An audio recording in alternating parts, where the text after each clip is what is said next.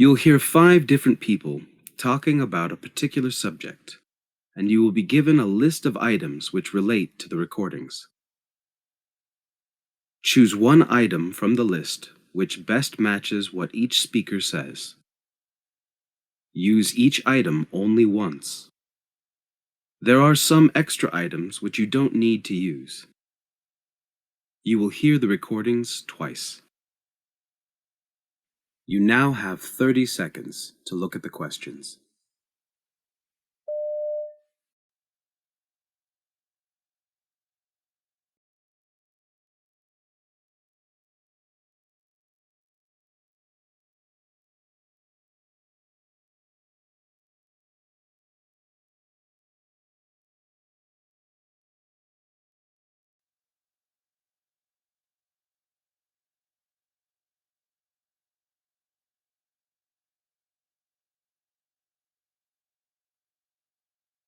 One, People get into motorcycling for different reasons. For me, it was my family. I was around bikes from an early age. If you want to ride a motorbike in the UK, you'll have to take a short course first. Even if you've passed your test and have been driving for years, the police recommend that you go on an advanced motorcycle handling course.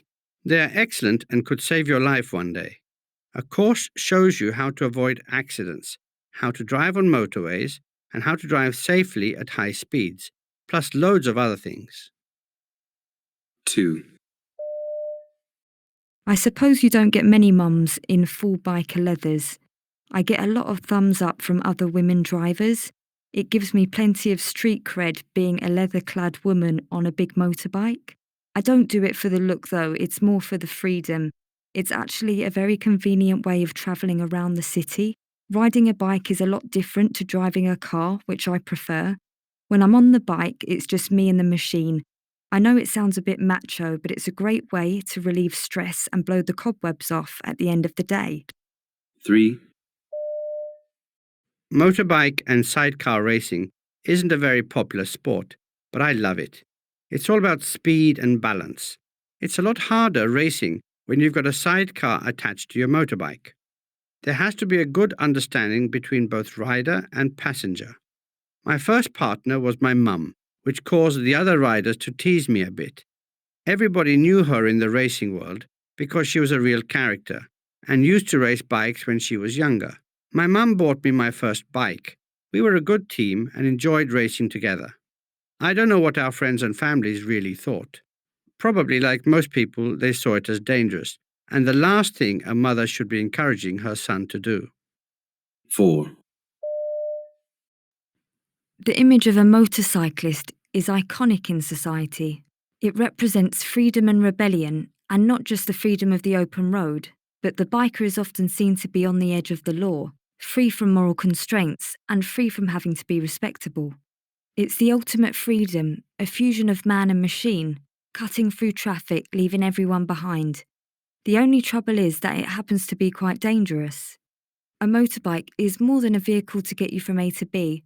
A biker is like a knight on horseback in a world which is a little different and a little dangerous from everyone else's. 5, I've always been passionate about motorbikes and was lucky to have had a career as a test rider with a company called BSA. They were one of the best British motorcycle manufacturers, but they closed down in 1978. It was a very sad moment in time for me.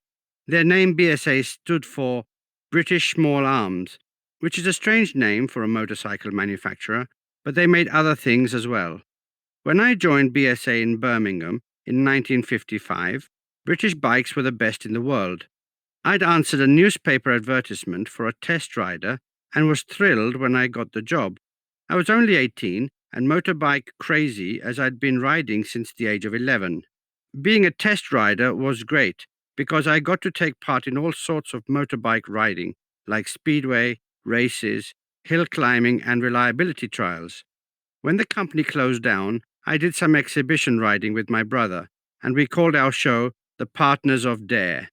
There were good times, and even though I'm getting a bit old now, I still go out for a ride every Sunday on my BSA Gold Star. Now, listen again.